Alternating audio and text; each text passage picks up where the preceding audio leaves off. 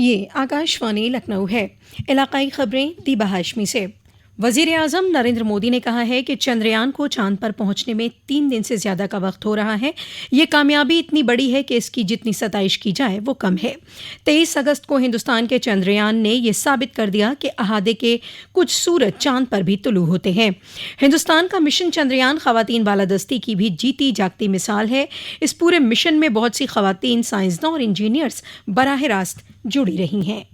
ہم نے اتنی اونچی اڑان اس لیے پوری کی ہے کیونکہ آج ہمارے سپنے بھی بڑے ہیں اور ہمارے پریاس بھی بڑے ہیں۔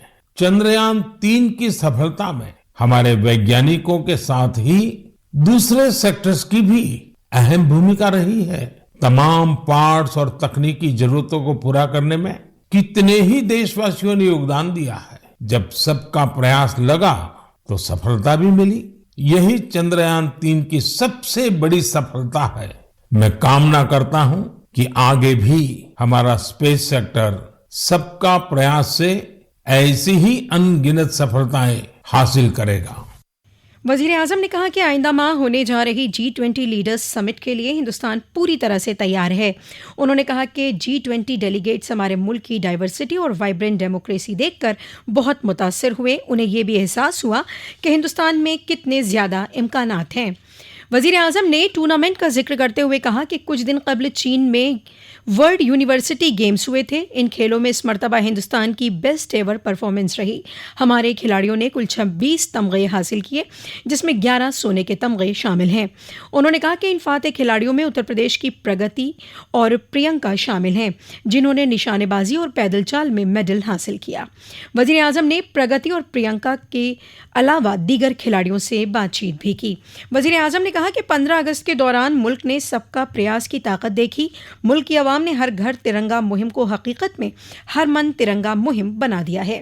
وزیر اعظم نے کہا ساتھیوں، اس سمے دیش میں میری ماٹی میرا دیش دیش بھکتی کی بھاونا کو اجاگر کرنے والا ابھیان زوروں پر ہے۔ ستمبر کے مہینے میں دیش کے گاؤں گاؤں میں ہر گھر سے مٹی جمع کرنے کا ابھیان چلے گا۔ دیش کی پوتر مٹی ہزاروں امرت کلش میں جمع کی جائے گی۔ اکتوبر کے انت میں ہزاروں امرت کلش یاترا کے ساتھ دیش کی راجدھانی دلی پہنچیں گے۔ اس مٹی سے ہی دلی میں امرت واٹکا کا نرمان ہوگا۔ مجھے وشواس ہے ہر دیش واسی کا پریاس اس ابھیان کو بھی سفل بنائے گا۔ وزیر اعظم نے اپنے خطاب میں رکشا بندھن کی پیشگی مبارکباد کے ساتھ ہمیں ووکل فار لوکل کے منتر کو بھی یاد دلایا۔ انہوں نے کہا کہ آتم نربھر بھارت یہ مہم ملک کے ہر باشندے کی اپنی مہم ہے۔ بنارس میں G20 ثقافتی ورکنگ کمیٹی کی 4تھی میٹنگ کل ثقافتی وزراء کی میٹنگ کے ساتھ اختتام پذیر ہو گئی۔ وزیر اعظم نریندر مودی نے ثقافتی وزراء کی میٹنگ کو ورچوئلی خطاب کیا۔ اس موقع پر مرکزی وزیر مملکت برائے قانون و انصاف ارجن رام میگھوال، مرکزی وزیر مملکت برائے ثقافت میناکشی لیکھی، وزارت ثقافت کے سیکریٹری G20 CWG کے صدر گووند موہن موجود رہے۔ اس موقع پر ثقافت کے موضوع پر مشترکہ منشور بھی جاری کیا گیا جسے بنارس منشور کا نام دیا گیا۔ ثقافتی وزراء کی میٹنگ کے بعد ہندوستانی محکمہ ڈاک نے ثقافتی ورکنگ کمیٹی پر مبنی خصوصی ڈاک ٹکٹ بھی جاری کیا۔ میٹنگ کے بعد شام کو منعقد ثقافتی پروگرام میں وزیر اعلیٰ یوگی آدتیہ ناتھ بھی موجود رہے۔ تمل ناڈو میں کل مدورئی یارڈ میں ایک ریلوے کوچ میں آگ لگنے سے 10 افراد جاں بحق ہو گئے اور 7 دیگر زخمی ہو گئے۔ یہ آگ کوچ میں LPG سلنڈر کے غیر قانونی طور سے استعمال کی وجہ سے لگ گئی۔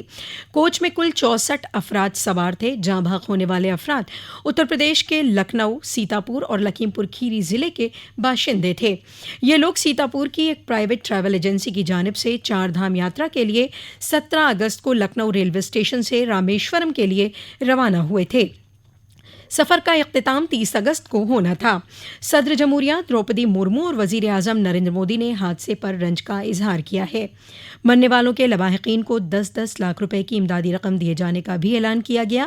وزیر اعلیٰ یوگی آدتیہ ناتھ نے ریل حادثے میں مرنے والوں پر شدید رنج کا اظہار کیا ہے۔ انہوں نے مرنے والوں کے اہل خانہ کو 2-2 لاکھ روپے کی امدادی رقم دینے کے احکام دیے ہیں۔ اسی کے ساتھ آکاشوانی لکھنؤ سے علاقائی خبروں کا یہ بلیٹن ختم ہوا۔